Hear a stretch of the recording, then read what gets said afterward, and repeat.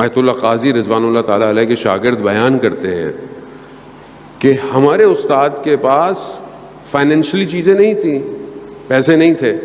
حتیٰ علامہ طباطبائی رضوان اللہ تعالیٰ علیہ کہتے ہیں کہ میں ایک دفعہ اپنے استاد کے ساتھ بیٹھا ہوا مدرسے کے کمرے میں، بیٹا آیا اور کہا کہ گھر والوں نے کچھ مانگا ہے، یعنی کچھ چاہیے، کوئی آیا ہوا ہے کچھ چاہیے.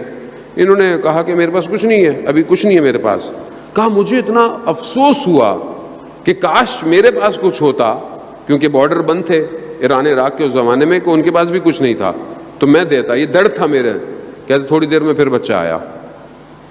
کہا کہ والدہ نے کہا ہے کہ کچھ تو دے دیجئے. انہوں نے جیبوں میں ہاتھ ڈالا، خالی. کہا کچھ نہیں. کہا لیکن جب یہ کہہ رہے تھے میں نے ان کے ماتھے پہ کوئی شکن نہیں دیکھی کہ مطلب میرے پاس نہیں ہے. خود وہ فرماتے ہیں کہ خدا نے میرا امتحان فقر یعنی غربت سے کیا، لیکن نماز ان کی ایسی تھی کہ شاگرد کہتے ہیں کہ ہم نے ایسی نماز نہیں دیکھی. حتیٰ بیان کرتے ہیں کہ جنت میں جانے کا شوق بھی کیوں؟ کیونکہ پتہ نہیں وہاں نماز ہوگی یا نہیں ہوگی.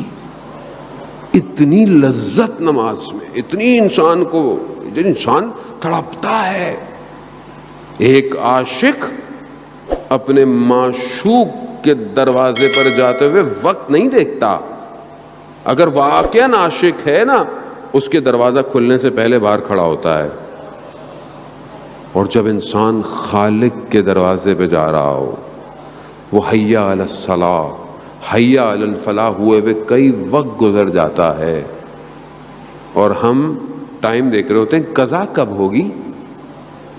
سب سے پہلے ہم فجر کا سوال یہ نہیں پوچھتے کتنے بجے ہے، قضا کتنے بجے ہے مولانا صاحب، تاکہ آخری وقت. اور وہاں سحر میں اس سے پہلے کہ مرغے بانگ دیں، عاشق کھڑا ہوتا ہے اپنی خدا کی بارگاہ میں.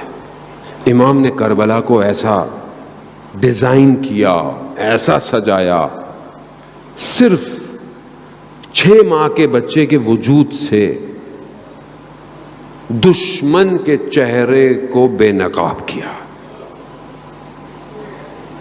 یہ امام حسین کی کربلا ہے. وہ اپنے آپ کو بہت، آپ دنیا میں جتنا بھی اچھا کر لیں، کروا لیں، یہاں سوالیہ نشان ہے.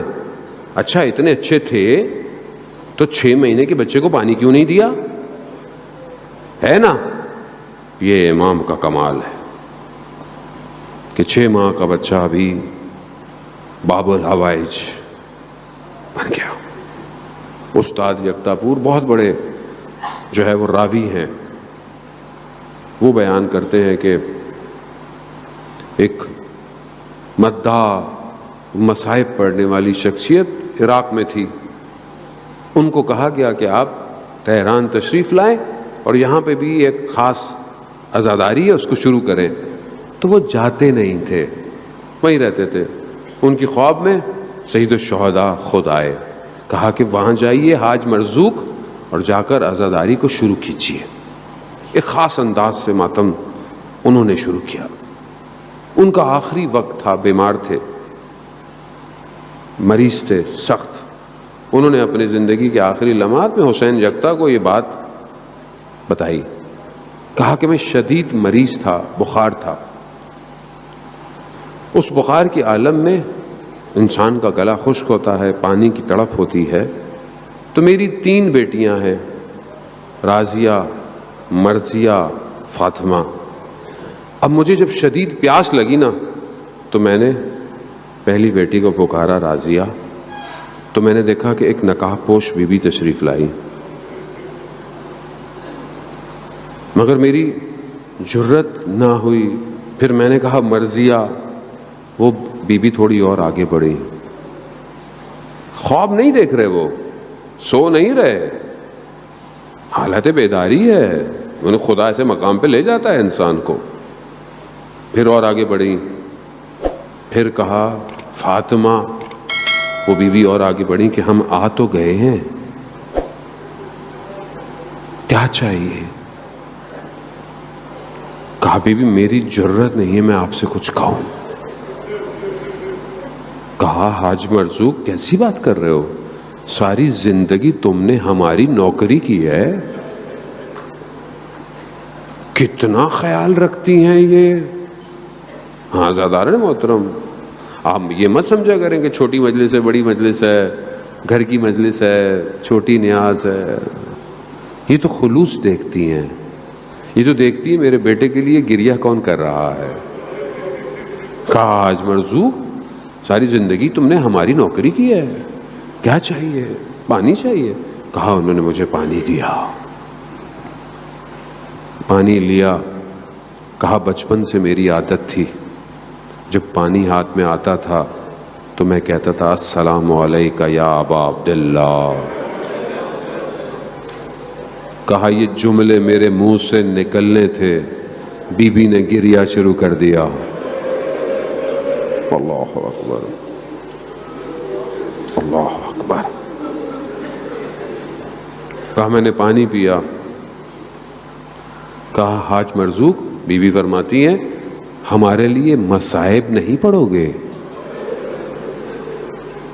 کہا بی بی ڈاکٹروں نے منع کیا ہوا ہے طبیعت کی وجہ سے پڑھنے سے، لیکن آپ جو امر کریں. بی بی کون سے مصائب پڑھوں؟ اللہ اکبر. ماں کو بیٹے کا غم سب سے زیادہ ہے، اور جو بیٹے کو غم ہو ماں اس کو بھی جانتی ہے. بی بی فرماتی ہیں حاج مرزوق علی اصغر کے مصائب پڑھو، خدا آپ کو اس کا اجر دے. ہاں زیادہ رہا خود کچھ چیزیں محسوس کرنی پڑتی ہیں. خدا آپ کے بچوں کو سلامت رکھے، خدا بے اولادوں کو اولاد عطا کرے، خدا بیمار بچوں کو شفا عطا کرے. محسوس کرنی پڑتی ہیں. یہ جھولیاں آباد ہوں جو دعائیں لے کر آئی ہے، لیکن اگر جھولی میں بچہ ہو کتنا تڑپتا ہے آدمی. ذرا سا مریض ہو جائے کبھی ادھر دوڑتا ہے، کبھی ادھر دوڑتا ہے، کبھی ادھر جاتا ہے، کبھی ادھر جاتا ہے. کبھی تصور کیا کہ یہ بچہ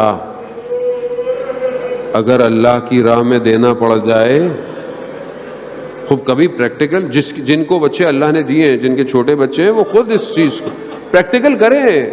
محسوس نہیں پہنچ سکتے لیکن کوشش تو کر سکتے. میں نے کیا جب خدا نے مجھے بیٹا دیا، چھوٹا تھا 6 ماہ کا. میں نے اپنے آپ کو دیکھا، میں نے کہا ہے ہمت؟ ہے ہمت؟ نہیں ہے، نہیں دے سکتے. تصور کرنا محال ہے. بچے کو چوٹ لگ جاتی ہے، انسان تڑپ اٹھتا ہے. ماں ساری رات جاگتی رہتی ہے. سلام اس ماں پر جو کہتے ہیں کبھی سائے میں نہ بیٹھی. اللہ